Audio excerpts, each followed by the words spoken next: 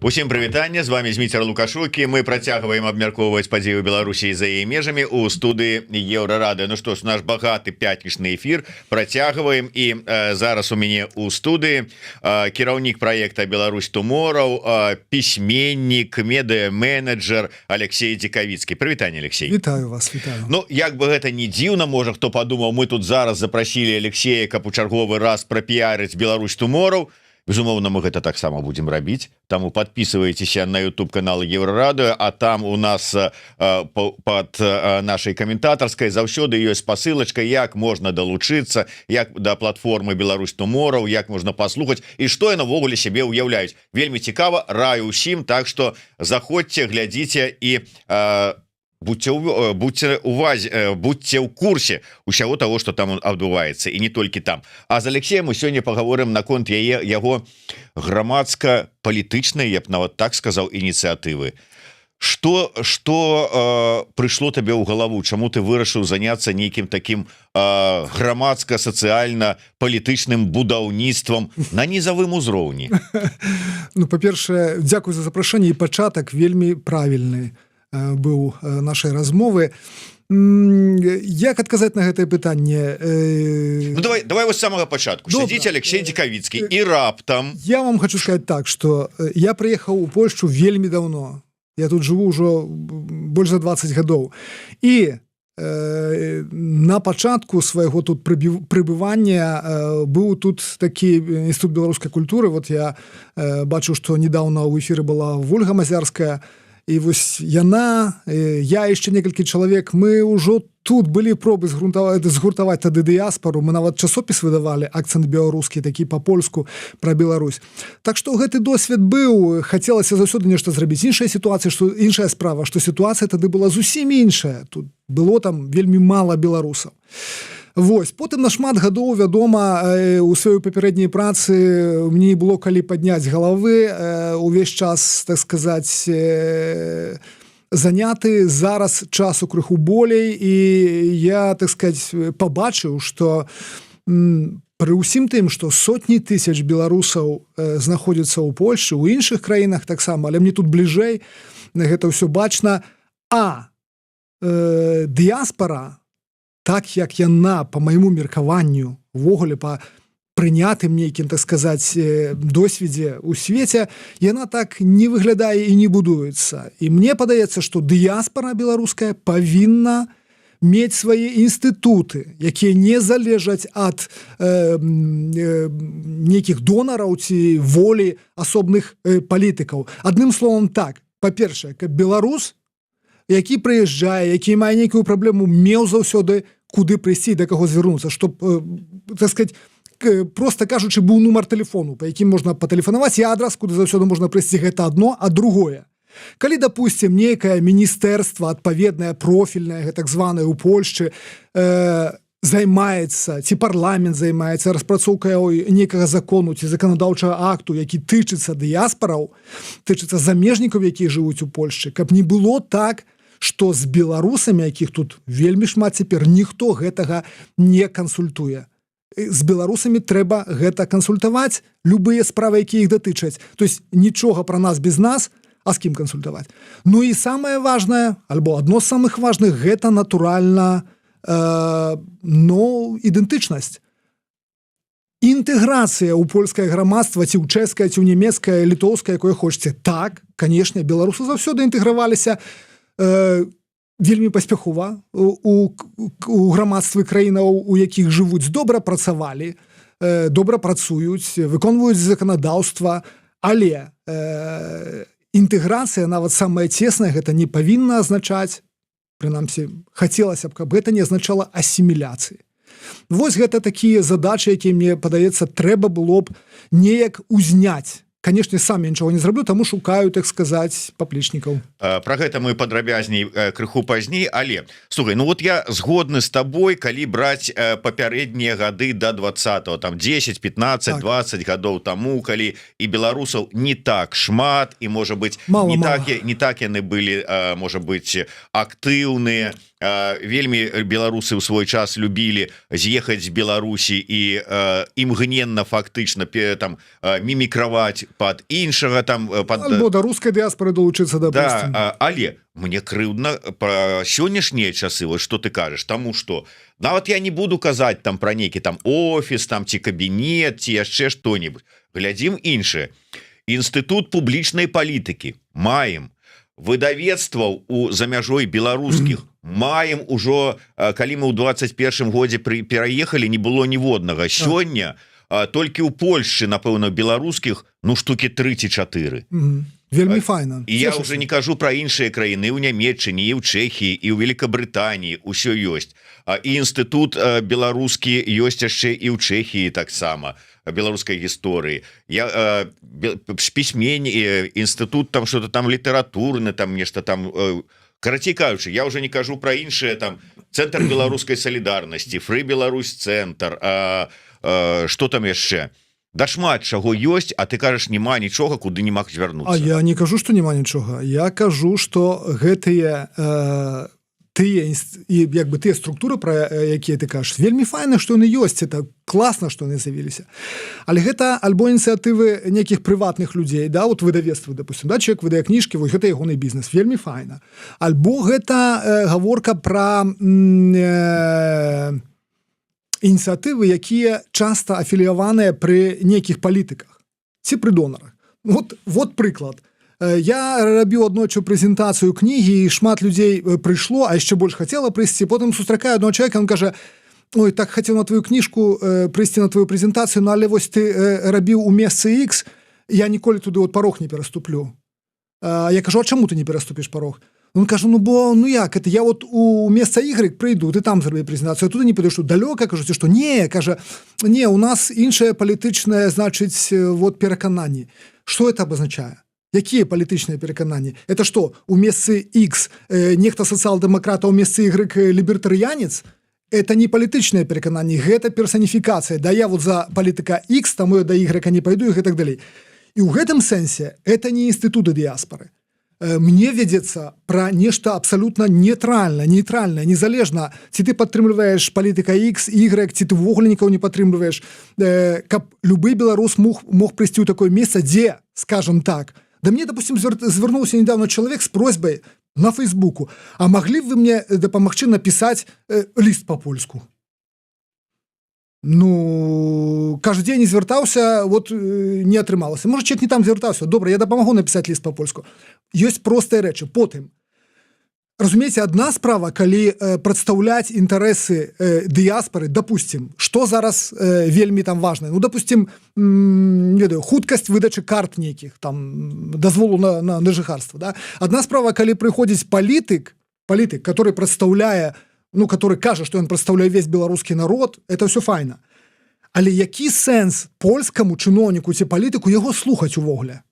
Он можа паківаць галавой, зрабіць здымак, сказаць: класна, вось, да, мы падтрымліваем вашае змаганне, вашай высылкі. Але які сэнс яму варушыцца на ўзроўні горада ці на ўзроўні нават дзяржавы? Іншая справа, калі прыходзіць дэлегацыя і кажа: а у нас тут працуе, жыве ў этой краіне 300 000 чалавек. І мы працуем, плацім падаткі і хацелі б звярнуць вашу увагу на тое, тое і тое. Любы палітык, который глядзіць у будучыню, ведае, што гэтыя людзі, которые жывуць зараз, вот іх 300 000 чалавек, з іх там, я не ведаю, грамадзянства можа мець там некалькі адсоткаў. Але з кожным годам іх будзе ўсё больш і больш. І нема такой магчымасці, каб нармальны палітык ігнараваў хоць неяк, можа не згуртаваную, а прынамсі неяк аформленую сілу. Я пра гэта кажу, пра тое, што рэальна, хай будуць бізнесы, хай будуць ініцыятывы, окей, але пра рэальна сілу, якая магла б размаўляць і з лакальнымі уладамі, і з дзяржаўнымі уладамі. Мала таго, у супрацоўніцтве з гэтымі уладамі таксама атрымліваць нейкія сродкі ад дзяржавы, бо беларусы тут працуюць, плацяць масу падаткаў спраўна. Чаму нема магчымасці, допустим, паразмаўляць пра дзіцячы садок ці памяшканне для школы і гэтак далей? Гэта ўсё магчыма. І што важна, я лічу, што гэта павінна быць рабіцца, калі ўвогуле нешта рабіцца, бо то пытанне часта ўзнікае за грошы самой дыяспары і высілкамі самой дыаспоры, не за нейкае там фінансаванне невядома якое. Толькі так гэта можа як бы быць устойлівым. Вось так. Я адразу табе вот я цалкам згодны, что вельмі сам часто сутыкаўся з такой сітуацыяй, калі там мы не пойдзем у гэты у гэтае памяшканне на сустрэчу з табой, тому что гэта ціхановцы зрабілі, а мы туды не пойдзем, бо это пазнякоўцы ці яшчэ. А что тут хавацца? Так яно ёсць. Але ты лічыш, что вот калі вот не будзе палітычнага складніка, беларусы не знойдуць усё адно з нагоды, чаму я з гэтым чалавекам на адным поле не сяду. Ой, напэўна не трэба ідэалізаваць. Канешне, калі тут зараз нават цяжка сказаць, колькі беларусаў жыве ў той жа хаця б Польшчы адной, да, там 300 000, розныя называюцца, там 350 000. Натуральна, што глупа было б казаць, што вот зараз аб'яднаюцца 300 000 чалавек. Частцы людзей гэта ўвогуле не трэба. Частка людзей хоча як мага хутчэй, па-першае, людзі выжываюць. Так, частка людзей хоча як мага хутчэй проста інтэгравацца ў гэтае грамадства і забыць усё. Але частка хоча прафесійна хадзіць і сварыцца. Да, чтоб не было, якая бы не была ініцыятыва, заўсёды знойдзецца і будзе казаць, там распіл, там не ведаю, ціхановцы, латушкаўцы, пазнякоўцы, не ведаю яшчэ хто. Это заўсёды будзе. Але мне падаецца, што ёсць гэтак званая, это праўда словы Ніксона, гэта так званая маўклівая большасць. Зверніце ўвагу, 300 000 чалавек жыве, колькі ў нас людзей прыходзіць на розныя палітычныя мерапрыемствы. Да, вядома, там пераслед сваякоў у Беларусі можна ў масцы, ну неважна. Людзей прыходзіць катастрафічна мала. А чаму? Не таму, што яны такія усе там глупыя, ці не адчуваюць сябе беларусамі. Яны проста се не знаходзяць у такіх фарматах, скажем там. Так, таму, по-мойму, трэба паспрабаваць пашукаць іншыя фарматы, якія маглі б аб'яднаць беларусаў, якія дакладна, у мяне ёсць крыху ідэалі, зараз іх не скажу, таму што яны для мяне могуць выглядаць прывабна і патрэбна, а для людзей, якія прыехалі 3 гады таму, абсалютна не. Таму, па-перш, трэба скансультавацца з людзьмі, якія і самымі рознымі, якія скажуць, што ў іх баліць, бо я ведаю, да, працэс легалізацыі, дакументы, абскарджванні, гэта все важна. Беларуская школа так, але, напэўна, ёсць маса іншых рэчаў, которые людзей цікавіць, супраца бізнесаў і гэтак далей.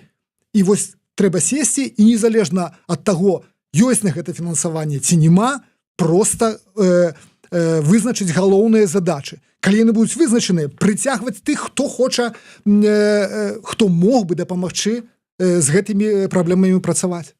Я ўсё ж таки не магу зразумець, чаму існуючыя нейкія арганізацыі, ладно, не бярем там нейкія дзесьці ў чымсьці палітызаваныя ці яшчэ што-небудзь, але тыя, якія займаюцца дапамогай адраснай. Ну, партызанка, якая займаецца дапамогай у легалізацыі. Вот вам, калі ласка. Я не ведаю, музычная школа імя Равенская, арганізаваная Казіміроўскай. Вось вам, калі ласка, можна дзяцей вучыць адукацыі, ну, в сэнсе вучыць там музычным там спевам і гэтак далей. Іншыя ініцыятывы, якія могуць гэта ўсё зрабіць. Навошта дадатковыя ўсё ж такі нейкія структуры? Это не структура, это тое, што па-польску называлася б стоварышэнне. А яна патрэбная для таго, я так думаю. МДА такое по-беларуску. Ну, скажем так, да, асацыяцыя хутчэй. Яна патрэбная для таго, каб ад імя школы, про которую ты кажаш, ад імя нейкіх курсаў, ад імя яшчэ іншых ініцыятываў, партызанка і гэтак далей. Вельмі файна, я зноў жа кажу, што яны ёсць, чтоб можна было пайсці і размаўляць, допустим, пра нейкія льготы на памяшканне, дзе бы яны усе маглі бы быць, ці пра нейкія, допустим, даплаты з боку дзяржавы ці з боку горада, ці пра, допустим, нейкія нават змены у заканадаўстве, якія дапамаглі гэтым арганізацыям, якія ёсць часткай дыаспары, дапамаглі проста існаваць у супрацы з дзяржавай, у которой мы знаходзімся. Бо мне падаецца, што гэтага мы не выкарыстоўваем. Атрымалі фінансаванне на нейкі цэнтр, атрымалі фінансаванне на праграму, добра, знялі памяшканне, зрабілі. Год мінуў, няма больш фінансавання, бам, няма.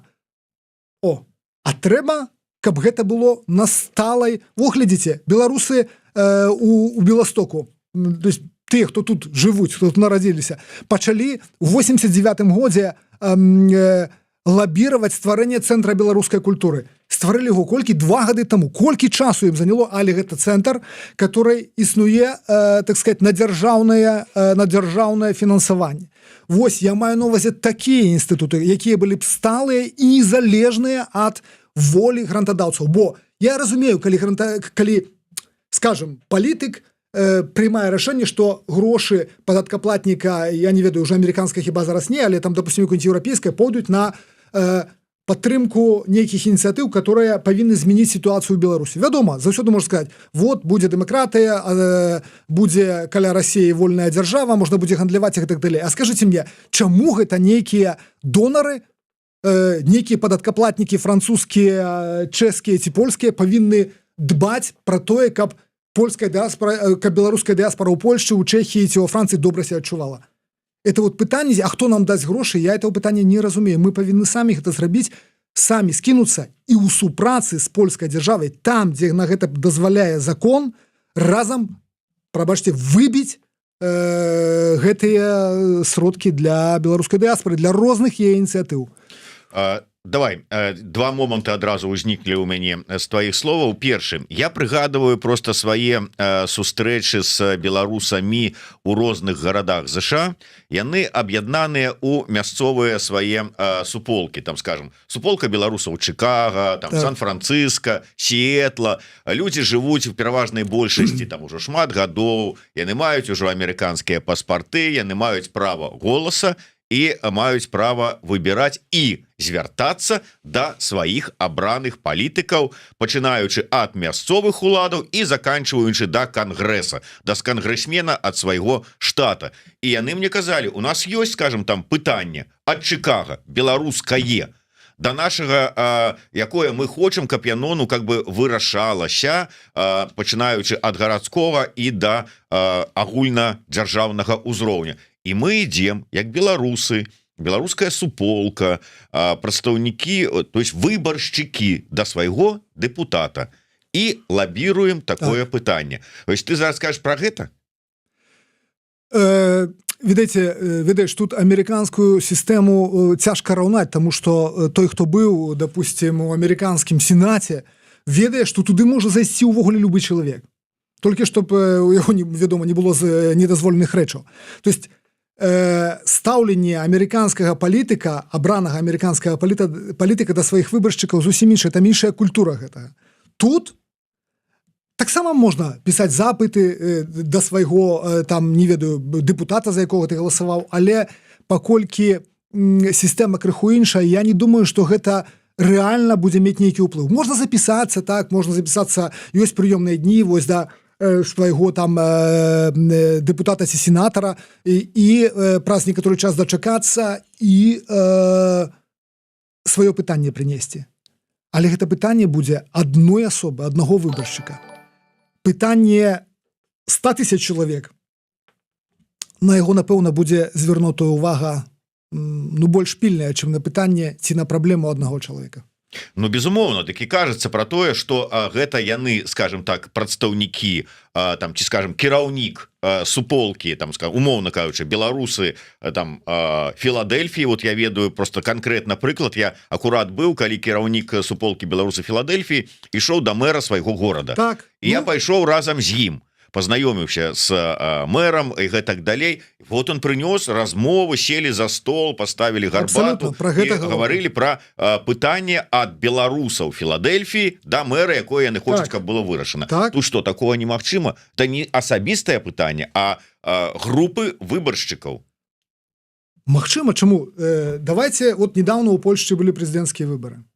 Не ведаю, ці звярнуты ўвагу, у нас шмат агульных сяброў на Фейсбуку, звярнуў увагу, як людзі, которые з беларусы, которые атрымалі польскае грамадзянства там недавно, як яны, з якой яны, якім гонарам і з радасцю паказвалі здымкі, як яны галасуюць. Вядома, мы даўно пазбаўленыя на сваёй радзіме права галасаваць, таму гэта так прывабна. І гэта значыць, што я думаю, што 90, пэўна, там не ведаю, колькі адсоткаў беларусаў, которые грамадзяне Польшы ці там Чэхіі ці Нямецчыны беруць удзел у выбарах у сваіх краінах. Чаму? Таму што яны сумаваліся, у іх права это давно забралі на радзіме. І вот маючы такіх грамадзянаў, падаткаплатнікаў, вельмі сумленных, якія працуюць, якія ў прынцыпе, праўда такая, палітыкі мне часам польскія кажуць, которых я сустракаю ў розных месцах, яны мне прынамсі 2 ці 3 чалавекі сказалі: слухайте, вы, то, что вы приехали, мы разумеем, что это дрэнна для вашей краіны, но для нас это просто, падарунак. Приехала масса маладых, у сярэднім веку, працаздольных, сумленных, адукаваных людзей. Вы приносите карысць гаспадарцы нашай. Да, дэмаграфічную праблему закрываеце у нейкай ступені. Дык калі гаварыць ад імя гэтых людзей і хадзіць, рэальна спрабаваць вырашаць нейкія праблемы, я думаю, што да такой дыяспары прыслухаюцца. Я не ведаю зараз, хто,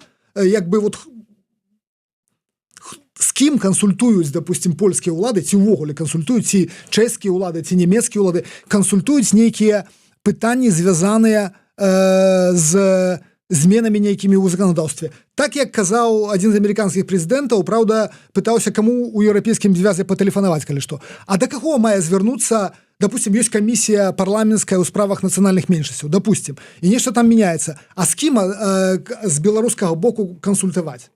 А я тебе скажу, может быть, ты просто так выпал троху з повесткі. Ёсць, напрыклад, кансультацыйная група пры міністэрстве ўнутраных спраў Польшчы, у якую ўваходзяць узгаданая намі прадстаўніца партызанкі Ганна Маціеўская, юрыстка Вольга Добравольская, той же самы Павел Латушка. І ў гэтай групе, якая займаецца ў тым ліку пытаннямі легалізацыі, дакументаў і гэтак далей, яны адстойваюць інтарэсы беларусаў. І вось буквально была днямі інфармацыя ад Маціеўскай, што яны ў чарговы раз наконт дакумента падружнага для цудаземцаў вырашылі пэўныя пытанні. Бачу, вельмі добра, што вырашылі. Але ці гэтая група рэальна у курсе патрэбаў шырэйшых масаў дыяспары, ці гэта толькі тое, што вот рэальна на слуху? Гэта ўжо пытанне нюансаў. Пытанне нюансаў, конечно. Скажем, і Маціеўская, і Добравольская ўжо шмат гадоў жывуць у Польшчы, як і ты, я думаю, яны ў курсе усіх гэтых падводных цячэнняў, патрэбаў, праблемаў. Вельмі файна можа разам што-нибудь атрымаецца зрабіць. Ведаеце, што яшчэ хочу сказаць? Простую рэч. На адной з маіх прэзентацыяў хлопец з Гомельшчыны падышоў і кажа: слухайце, а вот вы, напэўна, на курсе, бо недавно я працую на будове, прыйшоў на прэзентацыю, кажа, я працую на будове, я асабліва, кажа, нікуды не хожу, скажыце, а ёсць такое вот, такі вот тут для беларусаў дом культуры? А я кажу, что вы маете на увазе? Он кажа, не такі, чтобы весь час вот это было там, вот это розные стяги. Я, конечно, за, но але вот я не хотел бы. Вот так, чтобы прийти и выбрать себе что-нибудь. Вот. Я хочу брать удел у житті, вот я не хочу забываться, что я белорус. А куды я был вот там в музее одним, але не, это не мое. Вот куды мне пойти? А куды мне сына своего завести? Бо ему 12 годов, кажа, я, говорит, по-белорусски не очень, но я ему вот пробовал читать, он кажет: тата, ты абы як читаешь, а куды мне вот сына так отдать, чтобы он был лепшим белорусом, чем я? Бо я хочу, чтобы он был лепшим белорусом, чем я. А вот куды? А вот я хочу, чтобы такое было. Белорусскую школу в Варшаве. Которая по выходных? Да. Хотя бы. Бо по польскім заканадаўстве открывать свои беларускамоўныя школы мы не маем права, а нават тыя, якія ёсць ліцэі, гімназіі у Беластоку і дзе там яшчэ ў Бельску. У Бельску ёсць, так. Да, там мы, вот прыехаўшыя, новапрыехаўшыя, сваіх дзяцей туды адправіць не маем права по законе. А чаму бы не паспрабаваць нешта з гэтым законам зрабіць, паколькі сітуацыі такой не было раней? Ладно, добра. Я зразумеў і разумею, як усё ж такі хоць розных шмат, як я уже казаў на самом пачатку, там інстытуцый, суполак, розных цэнтраў і гэтак далей, але яны не аб'яднаныя, умоўна кажучы, апроч суполкі ў тэлеграм-канале беларусы ў Варшаве, беларусаў у Варшаве як агульнай суполкі з жывой, так. Нема, есть, я не кажу про некую структуру, некую там пирамиду, что кто-то будет сидеть сверху и там кіраваць и атрымліваць, не ведаю, там некие заробки. Не про гэта. Гэта, я б сказал, ситуацыйныя нават часам аб'яднанні, так сказать, всех живых, да, так, живых организаций, людей для вырашэння конкретных пытанняў. Вот аккурат таки пытанне ад аднаго з наших гледачоў, прычым праз данат не пашкадаваў пытанне, ці можна далучыцца да спадара Алексея, можа ёсць нейкая група аднадумцаў по гэтым пытанням. Дарэчы, уже назбіралася пэўная група аднадумцаў? Так, група аднадумцаў ёсць, далучыцца можна, калі ласка, пішыце на Фейсбуку, там пагрукайцеся абавязкова, бо тут сітуацыя такая, што для таго, каб зарэгістраваць стоварышэнне, да, трэба пэўная колькасць фундатараў, якія павінны мець грамадзянства, да? Таму пакуль што збіраецца, яна ўжо амаль сабраная група людзей, якія стануць, вот, увойдуць у гэтую групу, якая зарэгіструе арганізацыю. Потым мы зберэм яшчэ больш людзей, которые звярнуліся як бы прапаноўваючы свае нейкія паслугі і дапамогу, вызначымся па розных ідэях і будуць розныя ўзроўні як бы не сяброўства, а супрацы вось у межах гэтай агульнай ініцыятывы. Будзе пэўны, як сказать, маніфест, вызначымся з канкрэтнымі мэтамі, так што дапамога патрэбная. На шчасце ўжо звярнуліся людзі, которые, допустим, вось ужо гатовыя дапамагаць вот з пытаннямі таксама легалізацыі, которые давно займаюцца гэтым як бізнесам беларускім тут, аказваецца, ёсць такі бізнес, але яны гатовыя ахвяраваць свой час, частку свайго часу, каб рабіць гэта таксама бясплатна. Ёсць пару чалавек, которые, допустим, могуць даць памяшканне для нейкіх імпрэзаў. У прынцыпе, некалькі арганізацый людзей звярнуліся ўжо з канкрэтнымі прапановамі. Так што далучайцеся, гэта ўсё пакуль што на этапе арганізацыі, у сэнсе фармальнай рэгістрацыі, але усе прапановы, асабліва прапановы важныя. Таму што у мяне могуць быць зусім іншае як бы бачанне гэтага. Бо я тут жыву давно, мне не патрэбныя праблемы, там, допустим, вырашэнне праблем легалізацыі ці яшчэ нечага. Мне гэта і не патрэбна, так? Але камусьці можа быць зусім патрэбна інша. Я бачу захаванне ідэнтычнасці, а хтосьці скажа: "Не, слухай, давай вот будзем там, не ведаю, летнікі рабіць". Можа. Так што пішыце. Перш чым мы перайдзем да іншага важнага таксама пытання, я просто так, давай па шчырасці, Алексей. Да. Першы год знаёмыя. Давай. Вырашыў заняцца палітыкай. Не, Боже барані, Ну чаму? Вот тебе адразу раскусілі, адразу імгненна. Александр Корнышаў піша: любая такая дзейнасць з'яўляецца па змаўчанню палітычнай. Так? Калі прадстаўляць інтарэсы дыяспары у палітычных структурах дзяржавы, такіх як, допустим, не ведаю, парламенцкая камісія ці некае міністэрства, дэпартамент міністэрства, ну то так, бо это тэрыторыя палітыкі, але абсалютна не. Мне падаецца, у нас палітыкаў хапае, і я жадаю поспехаў, але гэта не моя справа. Не моя. Добра, вот, дарэчы, Вожык Патрыёт таксама кажа з нагоды того, што ты кажаш, вот хай людзі ўсё ж таки далучаюцца, яны павінны на нізавым узроўні нешта рабіць. Так палітыкі самі, калі прыходзяць, то просяць, каб беларусы таксама былі актыўнымі, бо гэта ж база аргументацыі. Вось вот ўсё ж таки трэба, каб, калі мы асабліва кажам пра нізавыя ініцыятывы, актыўнасць людзей. То абсалютна. Дзе яе ўзяць? Я сам гэтага не зараблю. Хапае зараз на... на палітычныя, не на палітычныя акцыі. Не, то слухайце, я сам гэтага не зараблю. І таму я запрашаю людзей да супрацоўніцтва і да ідэй, да хто можа там, допустим, не ведаю, купіць сім-карту для телефона, который быў бы доступны 24 гадзіны, так сказать, у дзень, ці там яшчэ нешта. За нас гэтага ніхто не зробіць. Калі кажацца, што будзе рэгістрацыя, будзе там нейкі сход, гэтак далей. І у выніку гэта нікому не патрэбна. Ну, то, можа, такая мы ў такой сітуацыі, можа, мы будзем надалей сидзець, так сказаць, па сваіх хутарах. Можа, у нас такая ментальнасць, але я ў гэта не веру, таму што талака разам беларусы як бы здольныя на гэта. Я не веру ў то, што у 300-тысячнай дыаспары у адной толькі Польшы не наберэцца некалькі десяткаў тысяч чалавек, але на пачатак хаця б некалькі сотняў тысяч чалавек, каб зрабіць нейкую файную ініцыятыву, некалькі файных ініцыятыў, якія прыцягнулі б вось тую маўклівую частку той маўклівай большасці, которая не бярэ ўдзелу ні ў чым. Добра, давай перайдзем до другога самага важнага аспекта арганізацыі такой вось дзейнасці, гэта фінансаванне. Так. Я прыгадываю пэўны час таму, год, болей ці 2 гады таму з гэтай тэмай вельмі актыўна насіўся Вадзім Пракоп'еў, які казаў про тое, что ну як можа быць там той же самы офіс там ці кабінет ці любая іншая структура беларуская ў замежжы самастойнай, калі яна атрымлівае фінансаванне ад замежных донараў. Так. І таму давайте, маўляў, беларусы, ну скінемся по $10, нам па нас па ўсім свеце больш за мільён раскідана, по $10 у год, гэта 10 мільёнаў. 10 мільёнаў вон на фінансаванне, прынамсі дзейнасці палітычных структур. Так. І как-то вот не сабралася. Не тое, что там 10 мільёнаў, не тое, что мільён, ну, значна менш не сабралася.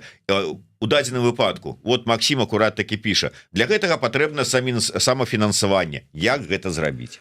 Добра, адказваю так, як это маё бачанне такое. Я не ведаю, як будзе. Але арганізацыі дыяспары не патрэбныя нейкія мільёны. Я запрашаю да супрацы перадусім людзей, якія гатовыя ахвяраваць уласным часам, зрабіць свой інтэлектуальны ўнёсак і мінімальны фінансавы, калі ёсць такая магчымасць. Вось ужо ёсць прынамсі 2 прапановы памяшкання бясплатнага. Ну вось на офіс не трэба грошы. Што на тэлефон? Ну добра, колькі это каштуе, там 100 злотых у месяц, ці я не ведаю, колькі там карту купіць тэлефонную. Ну я куплю за свае грошы, добра, няма праблем. Што яшчэ патрэбна? Патрэбна, допустим, мы зараз зоймемся таксама, бо такой дапамогі ў справе легалізацыі, допустим, ніколі зашмат, правда? Ёсць людзі, которые ўжо пагадзіліся рабіць гэта. Ёсць прынамсі 15 чалавек, которые пагадзіліся браць удзел у свой вольны час, ахвяраваць сваім часам на гэтую ідэю. Гэтага дастаткова. Калі мы хочам зрабіць, не ведаю, нейкі сур'ёзны інстытут, так трэба папрацаваць над гэтым і пастарацца зрабіць гэта ў супрацы з дзяржавай. То есть мець абсалютна нейкае льготнае, а гэта магчыма? Да, мець абсолютно льготная, допустим, арэндную аплату. Гэта магчыма зрабіць, калі гэта арганізацыя не камерцыйная. Гэта можна зрабіць. І зноў жа, я добра разумею, я сам быў у такой сітуацыі там даўно, правда, але быў. Калі ты прыязджаеш, ты не ведаеш, куды падацца, да, табе трэба проста выжыць. І я разумею, што людзям не да грамадскай дзейнасці. Але чым далей, тым больш будзе людзей, которые, думаю, змогуць заплаціць на нейкую файную ідэю, ініцыятыву 50 злотых ці там 100 злотых у месяц, каб браць у гэтым удзел, мець над гэтым рэальны на гэта ўплыў і разумець, што это наша, это нічыё. Бо за нас, паўтаруся, ніхто нічого не зробіць. Ніякіх, можа хтосьці, можа нейкі беларускі бізнес ёсць, которого мы не ведаем і скажа, добра, о, класная ідэя, давайте мы дамо грошы на фэсцікі. Файна. Не, трэба скідвацца самім. Нема адкуль, то есть скідвацца самім і быць у супрацы з уладамі дзяржавы, у якой мы знаходзімся. У дадзеным выпадку польскай, альбо там чэшскай, літоўскай і так далей. Ражок-піражок пытаецца, як спадар Алексей лічыць, ці магчыма пры вялікім жаданні ўсіх бакоў усталяваць асобны дадатковы падатак для беларусаў на фінансаванне дыяспаральных інстытуцый у Польшчы? Дзяржаўны падатак? Ну вот да, то есть до таго падатку які ёсць, каб беларусам дадалі яшчэ нейкі падатак і гэтыя грошы тады, ну я так разумею логіку тут, і гэтыя грошы будуць на дзейнасць дыяспаральнай супольнай. Я думаю, што гэта юрыдычна немагчыма. Але ёсць іншы... Я тебе подкажу 1,5%. Вось, а я толькі хацеў сказаць, а ёсць іншая магчымасць, да, ёсць ты можаш 1,5% адлічыць ад свайго падатку, гэта... Які і так з цябе бяруць. То есть, калі ты не запоўніш пэўную, там, так сказать, пунктик у сваёй падаткавай дэкларацыі, гэтыя грошы і так будуць адлічаныя, пойдуць... На дзейнасць некамерцыйных арганізацый, але абраных рандомна, не ведаю, кім яны там адбіраюць. Не, ты мусіш, это не так просто, ты мусіш падацца. Падацца на гэта, тебе павінны праверыць. Не, я маю на увазе, калі вот я плачу падатак і не указываю, кому я хочу, каб гэтыя 1,5%, таму яны ўсё адно адлічваюцца, але ідуць невядома каму, а можна прапісаць конкретно, што яны ідуць на дзейнасць беларускай. Гэта абсалютна, калі будзе зарэгістраваная такая арганізацыя, яна атрымае статус, як называецца, арганізацыі пажытку публічнага, па-польску, по-моему, так? І тады абсалютна, это добрая ідэя, дарэчы. О, дзякую, да, про это я не падумаў, да. Але я думаю, што з часам абсалютна магчыма і такі вот зараз сродкі масавай інфармацыі некаторыя збіраюць, правда, там наша Ніва хвалілася, што ім добра ідзе. Ну, чаму не? Чаму это можа быць адзін з, так сказаць, але не дадатковы падатак? То есть що ж таки, разважаючы зараз пра нейкае такое вот аб'яднанне людзей, гэта не размова ідзе ўсё ж таки пра нейкае афіцыйнае афармленне гэтага аб'яднання, каб сапраўды можна было... Так, ну так сказаць, ну як это у 90-е у часы маёй маладосці казалі, да, рахунак у банку і печатка ў кішэні павінна быць, ну. Добра, давай яшчэ один момант. Що ж таки, мы ўжо ружовыя акуляры знялі з вачэй, мы ўжо разумеем, што як то яшчэ ў 21 годзе было там праз паўгады рэжым рухне і мы вернемся, мы ўжо разумеем, што праз паўгады не, праз 2, 3, 4 гады та рухне, і мы ж вернемся ўсе, навошта нам замарачвацца з гэтым усім? Ведаеце, якая справа? Давно зробленыя даследаванні, якія паказваюць, што чым далей, чым даўжэй людзі жывуць на чужбіне, тым адсотак іх вяртання меншае. Праўда? Прычым гэта ідзе ў такой страшэннай, так сказаць, прагрэсіі. 2 гады там 80% вернецца, там 4 гады ўжо палова, 8 гадоў 30, допустим, адсоткаў. Мне падаецца, што я не пророк і не навуковец, я думаю, што добрая палова, калі не болей, беларусаў, которые жывуць цяпер за мяжой, не вернецца ўжо у Беларусь. Больш таго, мне падаецца, пра гэта мы не гаворым, рэдка хто гаворыць, але мне падаецца, што перамены, которые будуць у Беларусі, мы не ведаем, якія яны будуць. Допустим, не будзе цяперашняга рэжыму, мы не ведаем, які будзе, як трансфармуецца палітычная сістэма Беларусі. Калі пачнецца сур'ёзныя эканамічныя рэформы, а іх неабходна будзе пачаць, прыватызацыю і гэтак далей, адкуль перакананне, што беларусы перастануць з'язджаць, бо, допустим, у іх не будзе магчымасці па іншых прычынах, не па палітычных, па іншых. Таксама гэта магчыма. Я не думаю, што раптам усе кінуцца назад і ніхто не будзе з'язджаць. Так што дыяспора, которая зараз фарміруецца, яна нікуды не падзенецца.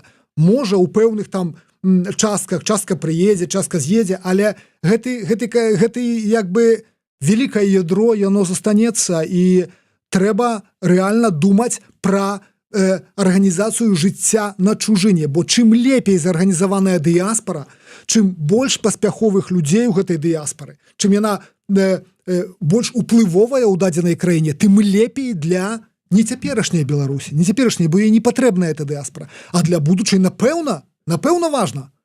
Так што я лічу, што дыяспора павінна мець пэўны ўплыв і сілу, набіраць яе, фармаваць яе дзеля будучыні Беларусі. Чым яна будзе мацнейшая, больш уплывовая, тым лепей можна будзе лабіраваць беларускія інтарэсы новай Беларусі ў будучыні.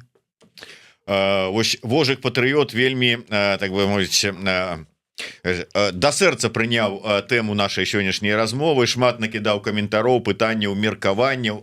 Часу у нас не шмат, таму я на завяршэнне просто мне падаецца важная думка. Ён піша: спробы падпарадкаваць і сістэматызаваць дыаспару не далі вынікаў дагэтуль, просто таму што кожная дыаспаральная частка гэта унікальны арганізм.